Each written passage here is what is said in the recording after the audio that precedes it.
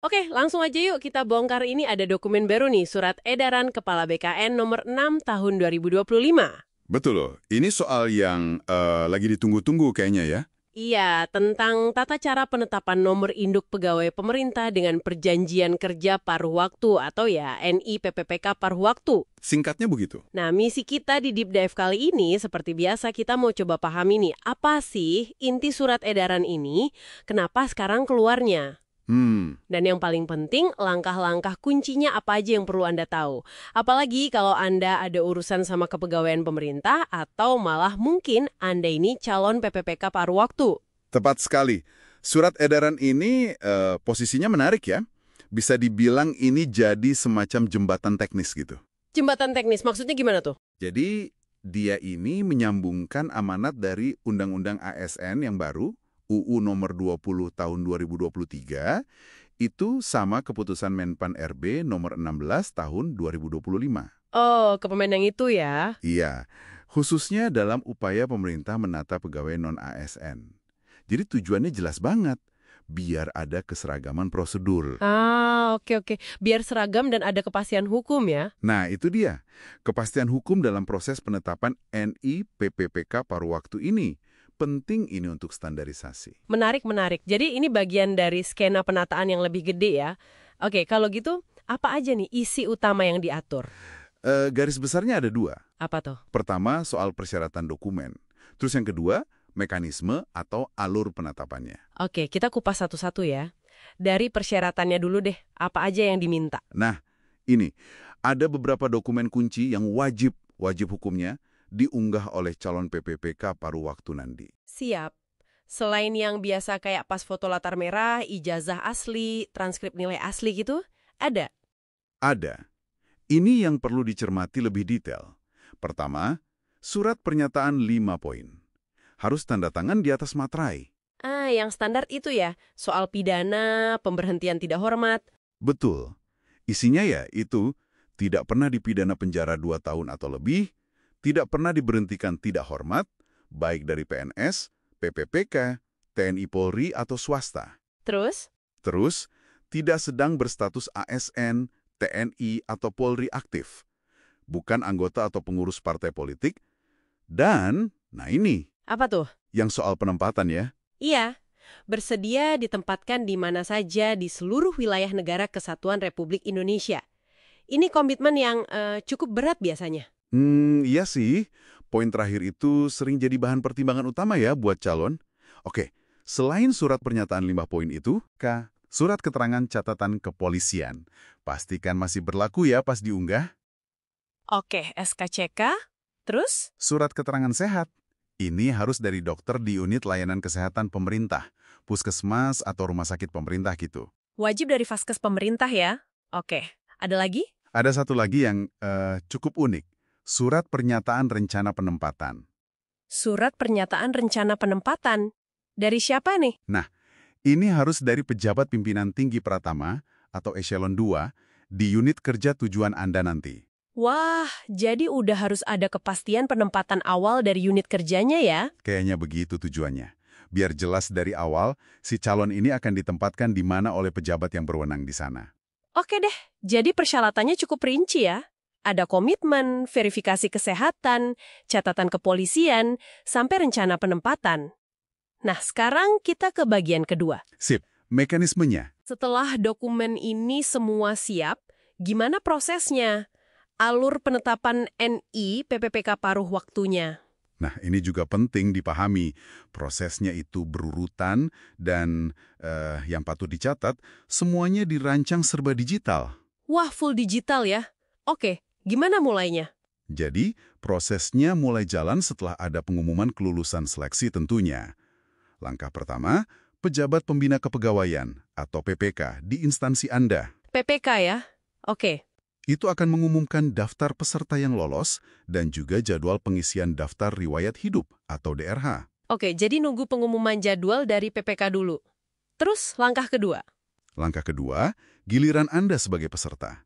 Anda harus mengisi DRH itu dan mengunggah semua dokumen persyaratan yang tadi kita bahas. Unggahnya kemana tuh? Ada portal khusus? Ada, semuanya lewat portal resmi SSCA Eastern BKN Alamatnya di https://2/sscasn.bkn.go.id. Jadi, semua input data dan dokumen awal itu lewat SSCASN. Oke, dicatat ya portalnya SSCASN. Ini kedengarannya modern sih, tapi apa nggak ada potensi tantangan ya? Misal kalau ada yang gaptek atau koneksi internetnya susah gitu. Itu pertanyaan bagus. Ya, potensi tantangan itu pasti ada. Kesiapan infrastruktur digital di semua daerah, terus literasi digital para pesertanya, itu jadi faktor krusial. Bener juga ya. Tapi ya arah kebijakannya memang ke sana, digitalisasi penuh untuk efisiensi dan transparansi. Nah, setelah Anda selesai isi DRH dan unggah dokumen, Lanjut ke langkah ketiga ya. betul. Langkah ketiga, giliran PPK instansi Anda lagi. Mereka yang akan mengusulkan penetapan NI PPPPK paruh waktu ini ke Kepala BKN atau Kepala Kantor Regional BKN yang relevan. Pengusulannya lewat apa? Surat fisik atau Nah, ini juga elektronik.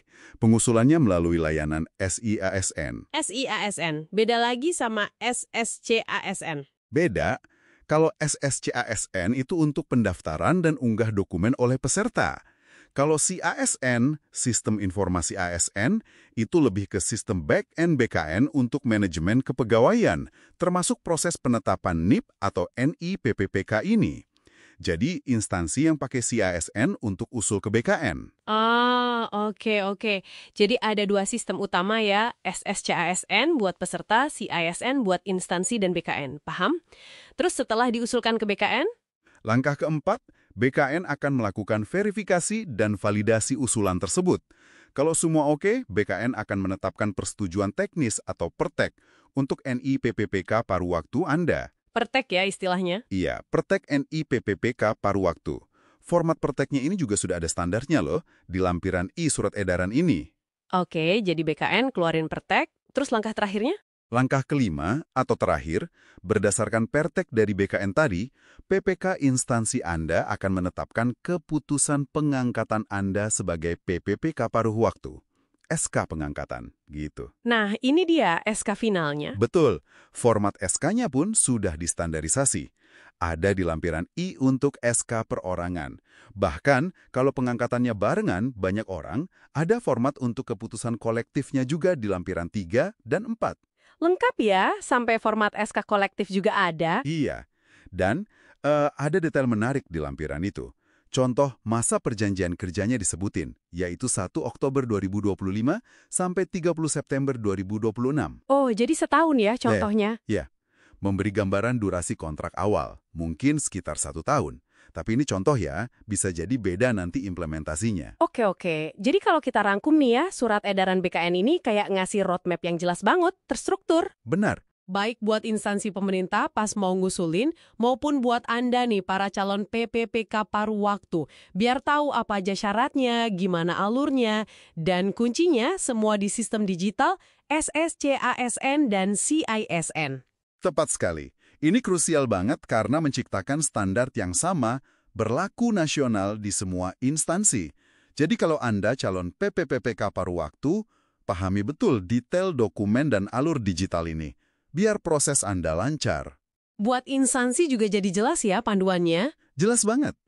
Ini jadi pedoman resmi mereka buat proses pengusulan NI, biar patuh aturan dan efisien. Ujung-ujungnya kan tujuannya kepastian status dan percepatan penataan tenaga non-ASN ini. Nah, ngomongin soal percepatan dan efisiensi, ini jadi pertanyaan penutup nih buat Anda renungkan di rumah.